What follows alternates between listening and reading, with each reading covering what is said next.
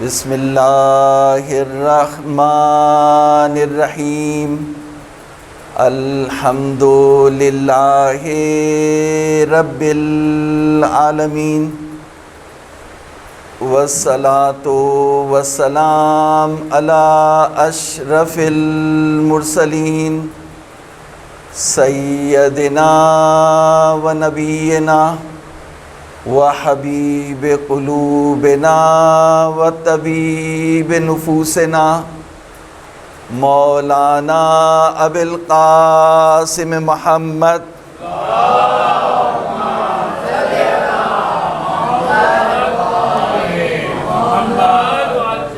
وعلى أهل بيته الطيبين الطاهرين الغر الميامين الهداة المهديين سيما بقية الله في الأرضين واللعن الدائم على أعدائهم أجمعين فقد قال الله تبارك وتعالى في محكم كتابه بسم اللہ الرحمن الرحیم لو انزلنا هذا القرآن على جبل لرأيته خاشعا متصدعا من خشية الله وتلك الأمثال نضربها للناس لعلهم يتفكرون صلوات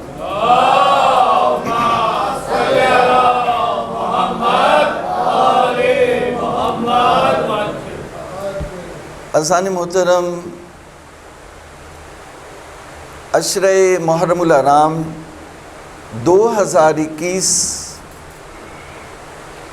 میں جو یہاں گفتگو کا سلسلہ ہے، اس کے لیے ہم نے جو موضوع کا انتخاب کیا ہے وہ ہے قرآن کے پیغامات۔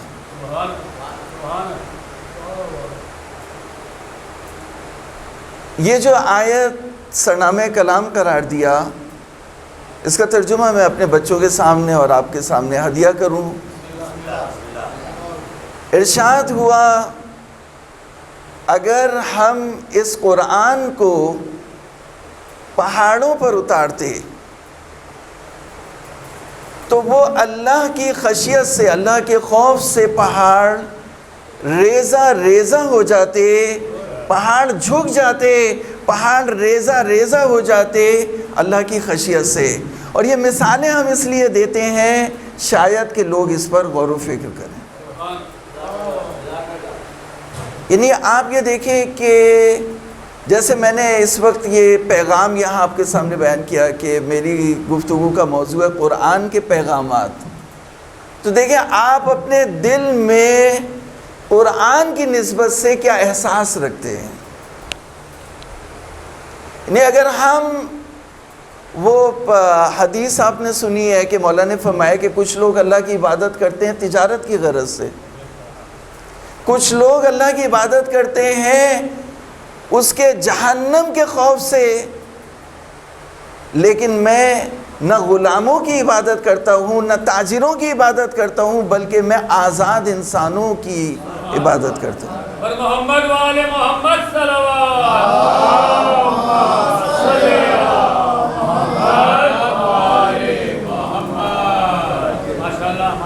یعنی انسان اسی طرح سے عزاداری عبادت ہے، تو اس عبادت کو آپ کس لیے انجام دیتے ہیں یہ سوچیں تھوڑا سا۔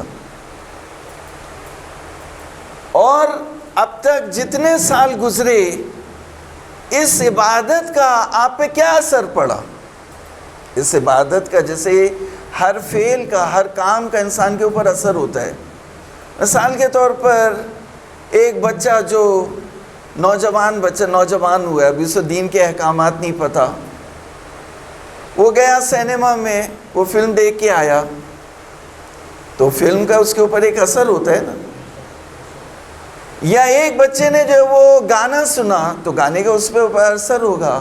سوال یہ ہے میرا کہ ہم نے اتنی عزاداری کی اتنے سالوں میں، اور اتنی عبادت کی اللہ تعالیٰ کی، اتنی دعائیں مانگی، ان تمام چیزوں کا ہماری شخصیت پر، ہمارے افکار پر، ہمارے روز و شب پر کیا اثر ہوا؟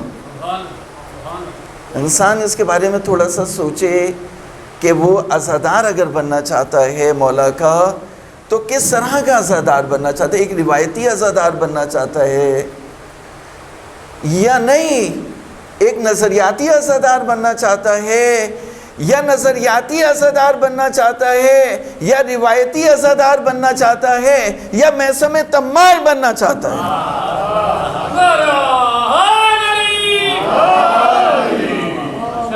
اگر ہمارے یاسر یہ وہ در ہے جہاں حر بنتے ہیں، جہاں ہمارے یاسر بنتے ہیں، جہاں میثم تمار بنتے ہیں۔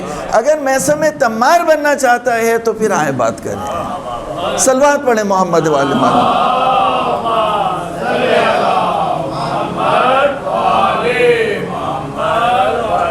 نہیں میں یہ صرف یہ اپنے بچوں سے یہ باتیں کرنا چاہتا ہوں کہ جتنا ایمان میثم تمار کو علی پر تھا، دوسرے بھی اتنا ایمان رکھتے تھے یا نہیں رکھتے تھے؟ نہیں رکھتے تھے، دوسرے اتنا ایمان نہیں رکھتے تھے۔ اس کا مطلب ایمان کے درجات ہیں، تو عزاداری کرنے والوں کے بھی درجات ہیں، تو انسان دیکھے کہ وہ کہاں کھڑا ہے۔ تو بات کو شروع کرتے ہیں، اگر آج وقت مختصر ہے، کل انشاءاللہ تفصیل سے، اور کل 9:30 بجے ٹھیک مجلس شروع ہو جائے گی، تو انشاءاللہ جو ہے وہ ہمارا عقیدہ ہے کہ یہ وہ فرش عزا ہے جس پہ بی بی فاطمہ زہرا شرکت کرتی ہیں، تو ملائکہ شرکت کرتے ہیں، تو ہم صحیح وقت پہ تاکہ دوسری جگہ بھی جو عزاداری ہے وہ اس میں شرکت کرنا چاہتے ہیں، ہمارے عزادار تو شرکت کر سکیں۔ ایک مرتبہ بلند آواز سے صلوات پڑھیں۔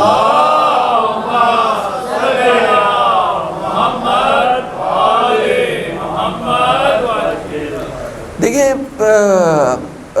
ہوائی جہاز جب اترتا ہے تو اترنے کے لیے اسے مناسب رن وے چاہیے، جگہ چاہیے جہاں وہ اتر سکے۔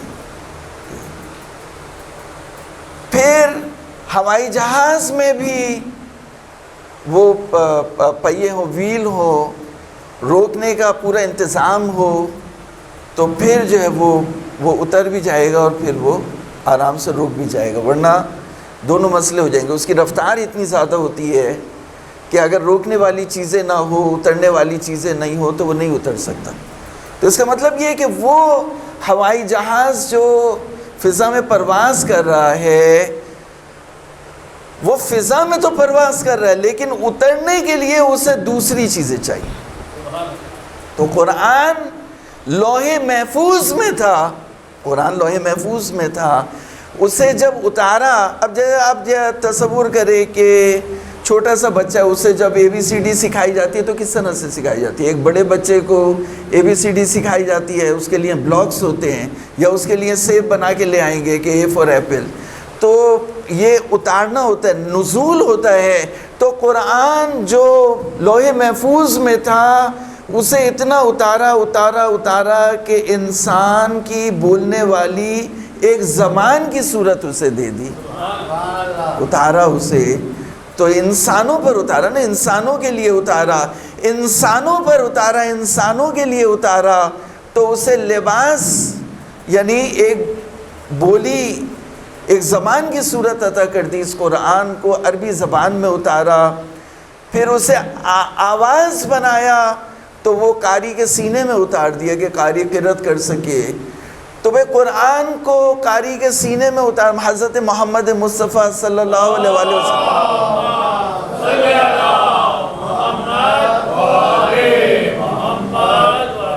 کہ قلب مبارک پر یہ قرآن اترا، اس کے بعد جو وہ قاری کے سینے میں اترا، ہرن کی کھال پہ اترا۔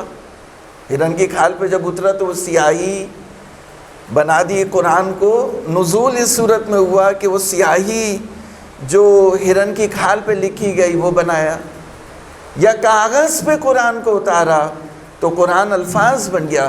تو وہ قرآن جو لوح محفوظ میں تھا اسے عربی زبان میں اتارا، اسے الفاظ بنایا، اوراق میں اتارا، قاری کے سینے میں اتارا، کاغذ پہ اتارا، اسے ہنن کی کھال پہ اتارا، تو یہ قرآن کا نزول ہے۔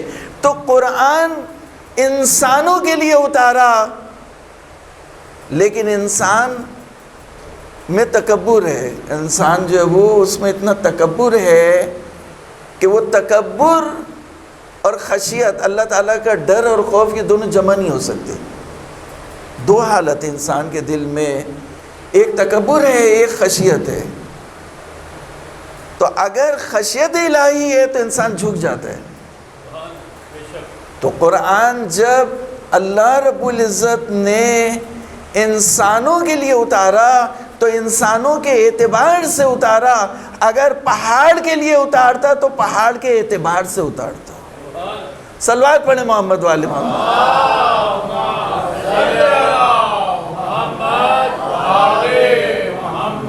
سب سے سخت چیز ہے پہاڑ، سب سے، اس سے زیادہ سخت چیز نہیں ہے۔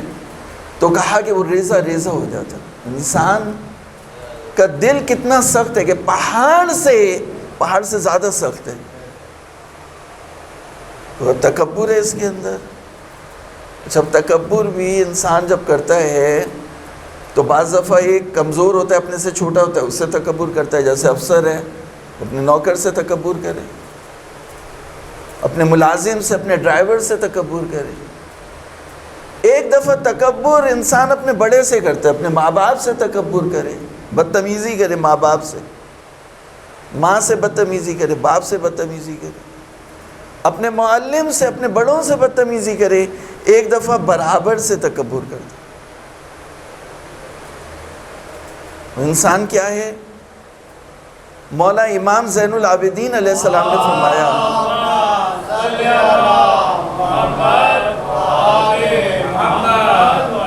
مولا علی کے بھی کلمات میں ہے کہ اولہ جیفا، اولہ نطفہ و آخرہ جیفا۔ ایک گندا نجس پانی، وہ انسان کی ابتدا، ایک گندا نجس پانی، اور اس کے بعد جب وہ مر جاتا ہے تو گلی سڑی لاش بن جاتا ہے۔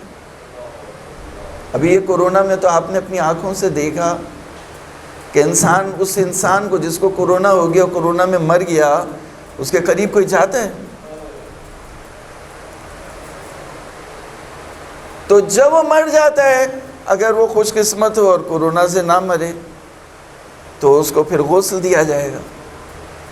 پہلے جو ہے وہ اس کو ڈال دیا جائے گا ایک جگہ جہاں پہ غسل دیتے ہیں، اس کے کپڑے اتار دیے جائیں گے، پھر اس کو جو ہے وہ صاف اور پاک کیا جائے گا۔ پھر 3 غسل دیے جائیں گے۔ پہلا غسل جو ہے وہ بیری کے پانی کا ہوگا، پھر اس کے بعد جو ہے وہ کافور کا، اس سے پہلے اسے صاف کیا جائے گا، پاک کیا جائے گا، پھر اس کے بعد خالص پانی سے اسے غسل دیا جائے گا، پھر کفن حنوط کیا جائے گا، کفن دیا جائے گا، نماز پڑھی جائے گی، پھر اس کو دفن کر دیا جائے گا۔ اب دفن کر دیا اسے، اس کے بعد 3-4 دن کے بعد اس کا پیٹ پھول جائے گا، اور پھر کیڑے آئیں گے قبر کے اندر۔ تو یہ کیا ہمارے ساتھ نہیں ہوگا؟ ہوگا یا نہیں ہوگا؟ ہوگا، لیکن ہم اس سے غافل ہیں۔ ہوگا، ہمارے ساتھ ہوگا، لیکن ہم اس سے کیا ہے؟ غافل ہیں۔ تکبر جب کرتے ہیں تو ایک مرتبہ انسان اپنے چھوٹے سے تکبر کرتا ہے، ایک مرتبہ برابر سے تکبر کرتا ہے، ایک مرتبہ بڑے سے تکبر کرتا ہے، لیکن وہ کیسا انسان ہے جو پروردگار کے سامنے تکبر کرے، بولے میں نماز نہیں پڑھتا، نہیں جھکاتا میں اپنے سر، بڑی اکڑ ہے، بڑا تکبر ہے اس انسان کے اندر کہ وہ سر کو نہیں جھکاتا مالک کائنات کے آگے۔ میں نے اتنے لوگ دیکھے، کچھ نہ کچھ ویلفیئر کا کام کیا۔ یہ ہمارے حسن رضا بھائی یہاں موجود ہیں، تو یہ بھی ان کی پبلک ڈیلنگ بہت زیادہ ہے، اور لوگوں کی بھی ہوگی، آپ کی بھی ناظم بھائی، آپ لوگوں کی۔ تو میں نے دیکھا جتنے لوگ پریشان میرے پاس آئے، نوکری نہیں ہے، بے روزگاری ہے، غربت ہے، افلاس ہے، مسائل ہے، یہ مسائل کا تمہار ہے، بولے نماز پڑھتے ہو؟ نہیں پڑھتے۔ ارے بہت سی لڑکیاں وہ آئیں کہ ہمارا رشتہ ہو جائے، ان کے والدین آئے، وہ تو نہیں لیکن ان کے والدین بعض صورتوں میں، تو رشتہ ہو جائے، نماز حجاب کرتی ہوں، پردہ کرتی ہوں، نہیں۔ تو دوستو، اب میں اگر مالک جو تمام خزانوں، سارے خزانے جس کے قبضہ قدرت میں ہوں، تمام چیزیں اس کے سامنے کیڑے مکوڑے ہوں، جب میں اسی قدرت کے آگے نہیں جھک رہا، اس سے میں مخالفت لے رہا ہوں، تو پھر آگے میرا کیا کام ہوگا؟ یہ انسان کو اگر یہ بات سمجھ میں آ جائے، غربت اور افلاس، یہاں جتنے بیٹھے ہیں، آج شب 2 محرم ہے، اور حضرت زکریہ نے جو دعا مانگی تھی، آج کی مجلس میں دعائیں قبول ہوتی ہیں۔ شاید اسی مجلس میں آپ کی حاجت، آپ کی دعا قبول ہو جائے۔ کتنے لوگ تھے جو پچھلے سالوں میں ہمارے ساتھ تھے، آج اس عزاداری میں ہمارے ساتھ نہیں ہیں۔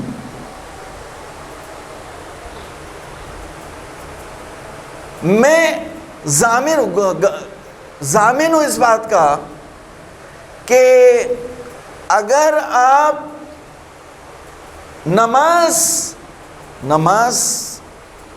اور نماز تہجد، جو نماز نہیں پڑھتے وہ نماز پڑھے 5 وقت کی، خاص کر صبح کی نماز، اور جو بیویاں حجاب نہیں کرتی، پردہ نہیں کرتی، پردہ کریں۔ ضامن ہوں کہ ان کی جو بھی مشکلات ہوں گی وہ اس در سے آسان ہوں گی۔ صلوات پڑھے محمد والے۔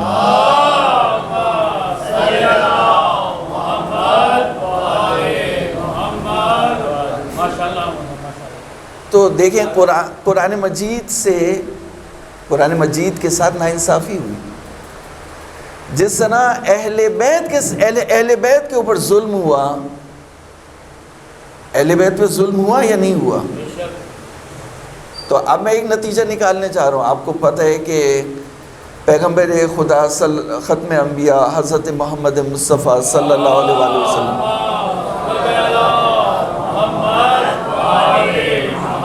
بلند آواز سے صلوات پڑھیں۔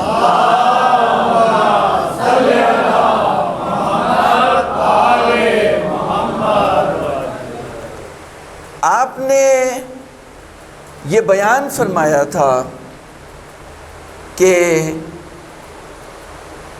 یعنی علی مع قرآن، علی قرآن کے ساتھ، تو پھر یہ نتیجہ مجھے نکالنے دیں کہ جب علی پر ظلم ہوا، علی مظلوم ہے، تو پھر قرآن بھی مظلوم، یعنی صرف اکیلے علی مظلوم نہیں ہے، اہل بیت مظلوم نہیں ہے، اہل بیت مظلوم ہے، امام حسین مظلوم ہے، ہمارے ہر امام مظلوم ہے، لیکن قرآن بھی مظلوم ہے۔ تو قرآن کی مظلومیت اور اہل بیت کی مظلومیت ساتھ ساتھ ہے، کیونکہ قرآن سے وہ الگ نہیں ہو سکتی۔ اب آپ دیکھیے کہ آپ نے سنا ہوگا کہ ہمارے کورس میں بھی یہ باتیں ہوئیں، اور جو سیرت نگار ہیں انہوں نے یہ لکھا کہ نعوذ باللہ من ذالک، صحابہ کرام نے ایک محفل کا انعقاد کیا، کھانے کا انعقاد کیا، اس میں شراب نوشی چل رہی تھی، اور اس کے بعد جب نماز پڑھنے کی باری آئی تو جب نماز پڑھانے لگے مسیح کی حالت میں، تو یہ آیت اتری کہ لا تقربوا الصلاۃ وانتم سکارا، نماز کے قریب نہ جانا جب تم مسیح کی حالت میں۔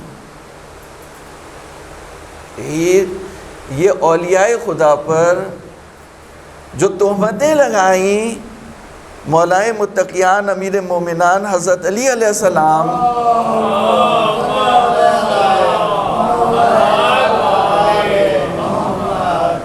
اور تہمت لگائی کہ وہ شراب پی رہے تھے، یا صحابہ، ہم نے تو شیعہ تو نہیں بولتے کہ صحابہ شراب پی رہے تھے، یہ اہل سنت کا مذہب ہے، جو صحابہ کرتے ہیں ان کا مذہب ہے کہ شراب حرام نہیں ہوئی تھی اس وقت تک اور شراب پی رہے تھے.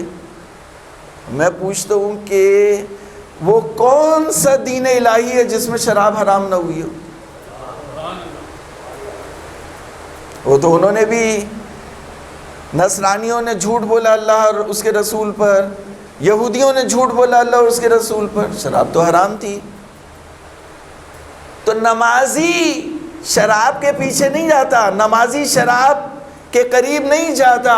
خطاب اہل ایمان سے ہو رہا ہے، نمازیوں سے ہو رہا ہے، مسجد والوں سے ہو رہا ہے، جماعت سے ہو رہا ہے، ساقیوں سے نہیں ہو رہا، جام اٹھانے والوں سے نہیں ہو رہا. خطاب ہو رہا ہے نمازیوں سے. یا ایھا الذین آمنوا. تو مولا نے مولا سے پوچھا مولا اس کا مطلب بتائیے. مولا نے کہا اس کا مطلب یہ ہے کہ جب تمہیں نیند کی مدہوشی قریب آئے تو تم نماز کے قریب مت جانا.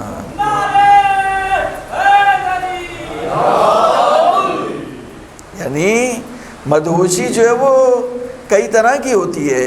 ایک شراب کی بھی مستی ہوتی ہے، ایک نیند کی مدہوشی ہوتی ہے، تو اسے بھی سکارا کہتے، اسے بھی سکارا کہتے. تو کہاں سے کہاں کو بات لے گئے. تو آپ مجھے بتائیے کہ اس آیت کریمہ کا مطلب پتہ ہونا چاہیے یا نہیں ہونا چاہیے؟ لیکن ہمیں پتہ نہیں، ہمارے بچوں کو نہیں پتہ. تو ہم لڑنے کے اوپر اتر آتے ہیں لیکن جواب نہیں دے پاتے. کیوں؟ اس لیے کہ قرآن کی تعلیم حاصل نہیں کرتے، کتاب و حکمت کی تعلیم حاصل نہیں کرتے. قرآن مظلوم ہے.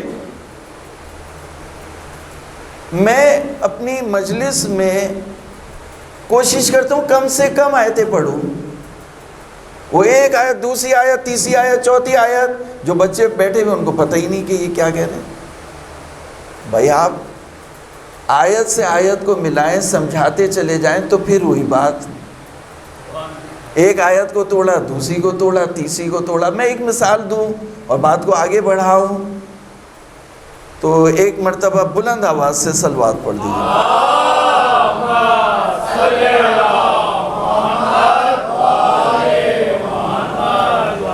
اب یہ ایک ہی صرف مثال دوں گا کیونکہ باقی مثالیں کل میں آپ کی خدمت میں پیش کروں گا. آپ نے سنا ہوگا کہ ہمارے بہت سے خطیب بڑی آیتیں پڑھتے ہیں. وہ آیت پڑھی انہوں نے، لَقَدْ خَلَقْنَا الْإِنسَانَ فِي أَحْسَنِ تَقْوِيمٍ. سنی ہوگی آپ نے 10 مرتبہ. ہم نے انسان کو بہترین ساخت میں پیدا کیا. سنی ہے، سب نے سنی ہے. لَقَدْ خَلَقْنَا الْإِنسَانَ فِي أَحْسَنِ تَقْوِيمٍ. لیکن اس کے بعد جو حصہ ہے وہ نہیں سنا. نہیں سنا ہوگا.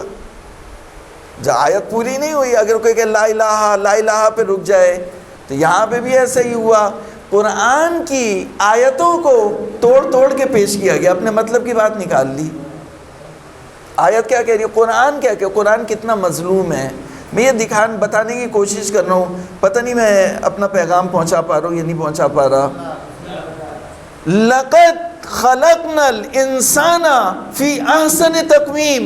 ہم نے انسان کو پیدا تو کیا تھا احسن تقویم پہ، ثُمَّ رَدَدْنَاهُ أَسْفَلَ سَافِلِينَ.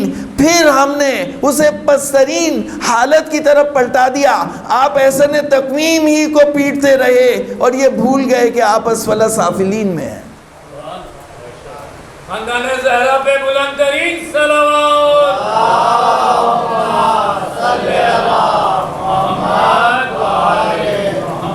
لقد خلقنا الانسان فی احسن تقویم ثم رددناہ اسفل سافلین. پھر ہم نے اسے پسترین حالت کی طرف پلٹا دیا. تو پسترین حالت، تو ہم تو سمجھ رہے ہیں کہ اسے ایک ذہنیت بنتی ہے. ہم تو سمجھ رہے ہیں کہ ہم احسن تقویم پہ ہیں، ہم تو بہترین ساخت میں ہیں، پروردگار نے پیدا کیا. لیکن یہ کتاب یہ کہہ رہی ہے کہ پیدا کیا تھا تمہیں بہترین ساخت میں، اس کے بعد تمہیں پسترین حالت کی طرف پلٹا دیا.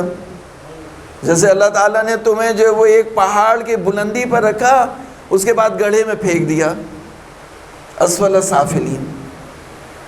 تو کہا کہ ابھی بات یہاں ختم نہیں ہوئی. انسان کو پیدا کیا تھا احسن تقویم میں، پھینک دیا اسفل سافلین میں، لیکن اس سے بھی نکلنے کے لیے ایک سیڑھی ہے، 2 سیڑھیاں ہیں، اگر تم ان پہ چڑھے تو تم اس گڑھے سے باہر نکل آؤ گے، اور وہ ہے ایمان اور عمل صالح۔ بات واضح نہیں ہو رہی؟ صلوات پڑھیں محمد والے محمد۔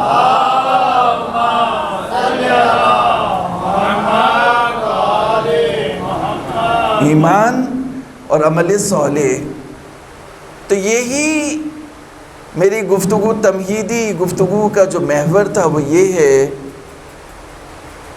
کہ مجھے یہ بتائیں کہ یہ جو قرآن کی آیات کو توڑ مڑوڑ کے پیش کیا اور ہمیں ایک روایتی شیعہ بنایا گیا، تو اس سے ہمیں باہر نکلنا چاہیے یا باہر نہیں نکلنا چاہیے؟ تو بس اس سے باہر نکلنا ہے، اور میں نے اپنی گفتگو کا محور اس آیت کریمہ کو قرار دیا جسے کل اس کی وضاحت ہوگی، میں اس کا اشارہ دے کے اور بات کو مصائب کی طرف لے جاؤں اور آپ کی عبادتوں کو بیت الحسن کی حد تک تمام کروں، کہ سورہ مبارکہ تغابن میں ارشاد ہوا یا ایھا الذین آمنوا، خطاب ہوا، خطاب یہاں سے یہ ہو رہا ہے یا ایھا الذین آمنوا نہیں، خطاب ہوا فآمنوا باللہ ورسولہ والنور الذی انزلنا، ایمان لے آؤ اللہ پر، اس کے رسول پر، اور اس نور پر جو ہم نے اتارا۔ تو عزیزان محترم، یہاں پہ جو سمجھنے کی بات ہے وہ یہ ہے کہ عربی زبان ایک فصیح و بلیغ زبان ہے۔ اب ایک زیر اور زبر کا فرق ہے، اگر کہے کہ آمنو تو ایمان لے آؤ، حکم ہے، قرآن مجید کا حکم ہے، توجہ کا طالب ہوں کہ ایمان لے آؤ۔ اگر قرآن مجید کہتا، زبر سے کہتا فآمنو، تو اس کا مطلب ایمان لے آئے۔ تو ہم جب کتاب کو دیکھتے ہیں تو کتاب کہتی ہے کہ ایمان لے آؤ، جب سیرت کو دیکھتے ہیں تو سیرت کہتی ہے پہلے وہ ایمان لائے، پہلے وہ ایمان لائے، پہلے وہ ایمان لائے۔ سیرت کہہ رہی ہے کہ پہلے، وہاں پہ جو اکثر سیرت نگار ہیں وہ کہتے ہیں کہ سب سے پہلے حضرت علی ایمان لائے۔ اچھا، اب وہ حضرت علی کے نام لکھ تو دیا کہ حضرت علی ایمان لے آئے، لیکن ہضم کیسے ہوتا؟ حضرت علی سب سے پہلے ایمان لے آئے، سب سے پہلے۔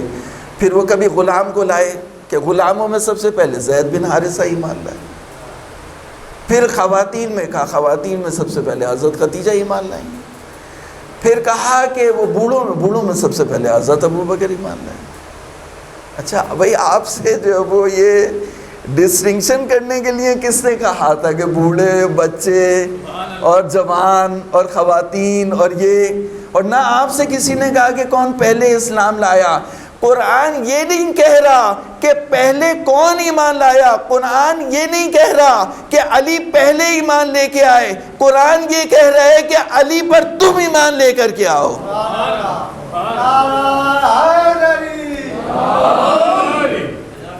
قرآن یہ نہیں کہہ رہا کہ علی پہلے ایمان لے کر کے آئے، یا زید ایمان لے کر کے آیا، یا خدیجہ ایمان لے کر کے آئی، یا حضرت ابوبکر ایمان۔ قرآن مجید یہ نہیں کہہ رہا، قرآن مجید یہ کہہ رہے کہ جب تک کہ تم اللہ اور رسول کے ساتھ ساتھ اس روشنی پر ایمان نہیں لاؤ گے جو ہم نے اتاری، تب تک جو ہے وہ تم کامیاب نہیں ہوگے۔ صلوات پڑھ دے محمد والے۔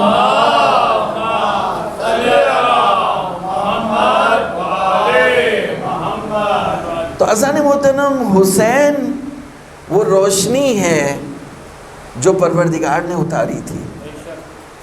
اس لیے جب امام حسین تھے 60 ہجری میں، تو دیکھیں آج 1442 ہجری ہے، اور اس وقت کتنی تھی؟ 60 ہجری تھی، تو یعنی 20 سال کم، 1400 سال میں 20 سال کم، 1380 سال۔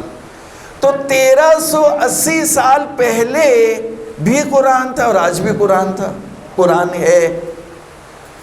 تو 1380 سال پہلے بھی یہ آیت تھی اور آج بھی یہ آیت ہے. تو وہاں خطاب جب ہوا کہ ایمان لے آؤ اللہ پر، اس کے رسول پر اور اس روشنی پر جو ہم نے اتاری، تو مسلمان اللہ پر ایمان لے آئے، رسول پر ایمان لے آئے، لیکن حسین پر ایمان نہیں لائے. اور جو حسین پر ایمان لے آیا وہ حسینی بن گیا. تو فاسق نے شرابی کی بیعت کا سوال، امام حسین مدینے میں ہے، رات کا وقت ہے، 28ویں رجب کی شب ہے. امام حسین کو دربار میں طلب کیا جاتا ہے. جو مدینے کا گورنر ہے اس کے سپاہی آتے ہیں اور وہ کہتے ہیں کہ آپ کو گورنر صاحب نے بلایا. ولید ابن عتبہ ابن ابی سفیان، امیر معاویہ کے چچا زاد بھائی، تو انہوں نے بلایا آپ کو. تو امام حسین دربار میں جاتے ہیں. اب یہ بچے ہیں، ان کو کل بتائیں گے اس کی تفصیل. امام حسین اس سے کہتے ہیں کہ ان اہل بیت النبوہ و معدن الرسالہ و مختلف الملائکہ و یزید رجل شارب الخمر قاتل النفس المحترمہ مولن بالفسق و مثل لا یبایع مثلا. خطبہ پڑھتے امام حسین کہ مجھ جیسا جو خاندان نبوت سے ہو اس جیسے شرابی کی بیعت نہیں کر سکتے. اور یہ کہہ کے امام حسین وہاں سے آ جاتے. اب دارالامارہ سے امام حسین دارالامارہ سے گھر نہیں آئے. بنو ہاشم کے 18 نوجوان جو آپ کے ساتھ تھے، جن کی قیادت آپ کے بھائی عباس کر رہے تھے، آپ کہتے ہیں کہ تم لوگ گھر جاؤ اور میں قبر رسول پر جاتا ہوں. حسین قبر رسول پر آئے. عزیزو، آج محرم کی دوسری شب ہے اور یہاں پہلی مجلس ہے. ایک بار پھر محرم کا چاند طلوع ہو گیا. دوستو، امام حسین غریب ہیں، مظلوم ہیں. امام حسین پر گریہ کرنے میں بخل نہیں کیجیے گا، محرم آ گیا. حسین نانا کی قبر پر آتے تھے اور بچپن سے آتے رہے. والدہ کے ساتھ آتے تھے، اپنی اماں زہرا کے ساتھ آتے تھے. لیکن آج جو حسین نانا کی قبر پر آئے ہیں، آج عجیب انداز سے آئے ہیں. حسین قبر رسول پر آئے اور حسین نے قبلہ رخ ہو کے چند رکعت نماز پڑھتے رہے. پھر اس کے بعد مناجات کرتے رہے، دعائیں پڑھتے رہے. اس کے بعد حسین نے نانا کی قبر کو پکڑا کھڑے ہوئے اور جملہ کہا، آسمان کی طرف دیکھ کے، اللہم ھذا قبر نبیک وانا ابن بنت نبیک. بار پروردگارا، یہ تیرے نبی کی قبر ہے اور میں تیرے نبی کی بیٹی کا بیٹا ہوں. وقد حضرنی من الامر ما قد علمت، اور جو مسئلہ پیش آیا ہے اسے تو جانتا ہے. دیکھیں، میرے جملوں کو اپنے ذہنوں میں یاد کیجئے گا جو میں آپ کو بتانا چاہ رہا ہوں. اور یہی مصیبت ہے کہ اس کے بعد مولا نے جملہ فرمایا، اللہم بحق ھذا القبر و بحق من فیہ بار پروردگارہ تجھے اس قبر کا اور صاحب قبر میرے نانا کا اپنے رسول کا واسطہ، میرے لیے اس راستے کو انتخاب کرنا جس میں تیری رضا ہو۔ حسین روتے روتے روتے نانا کی قبر پر حسین کی آنکھ لگ گئی، نانا کی قبر پر آنکھ لگ گئی۔ دوستو، حسین کا رونا نانا نے کبھی برداشت نہیں کیا۔ خواب میں دیکھا کہ اب یہ کشف خطا کہ حسین پہنچ چکے نانا کی خدمت میں، دیکھا کہ نانا آئے ہیں، ایک طرف ملائکہ ہیں، دونوں طرف ملائکہ ہیں، اور آگے بڑھے حسین کو سینے سے لگایا۔ اجرکم اللہ، حسین کو سینے سے لگایا اور حسین کے ماتھے پر دو بھووں کے درمیان حسین کی پیشانی پر بوسہ دیا۔ جناب رسول خدا امام حسین جب چھوٹے سے بچے تھے تو ان کی پیشانی کو بہت بوسہ دیتے تھے، ان کے لبوں کو بہت بوسہ دیتے تھے، ان کی گردن کو بہت بوسہ دیتے تھے۔ کہا کہ پیشانی کو اس لیے بوسہ دیتے تھے کہ اس میں پتھر آ کے لگیں گے، لبوں کو اس لیے بوسہ دیتے تھے کہ جب سر کٹ کے ابن زیاد کے دربار میں آئے گا تو ابن زیاد چھڑی سے آپ کے ہونٹوں سے جسارت کرے گا۔ دوستو، امام حسین کے پیشانی پر بوسہ دیا اور کہا کہ میرے بیٹے حسین، تمہارے ماں باپ تمہارے آنے کے منتظر ہیں اور جنت میں تمہارے لیے درجہ ہے جس کو تم پہنچنا چاہتے ہو تو بغیر شہادت کے نہیں پہنچ سکتے۔ امام حسین نے کہا کہ نانا میں دنیا میں نہیں جانا چاہتا، آپ مجھے اپنے پاس بلا لیں۔ کہا نہیں بیٹے۔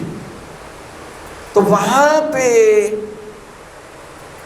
جناب رسول خدا نے اللہ کا حکم بتایا، جس طرح سے خواب میں حضرت ابراہیم نے خواب دیکھا تھا اور اللہ کا حکم اپنے بیٹے اسماعیل کو بتایا تھا، امام حسین کو حکم ہوا، کہا بیٹے اخرج الی العراق فإن اللہ شاء ان یراک قتیلا۔ میرے بیٹے تم عراق کی طرف چلے جاؤ، پروردگار تمہیں اپنے خون میں نہاتا ہوا دیکھنا چاہتا ہے۔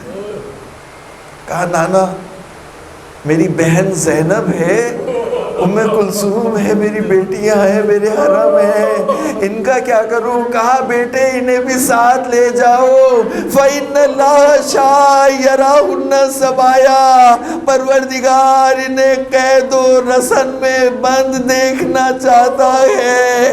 بس یہ حکم ملا، حسین گھبرا کے اٹھے، اِنَّا لِلَّهِ وَإِنَّا إِلَيْهِ رَاجِعُونَ، سواریوں کا حکم دیا۔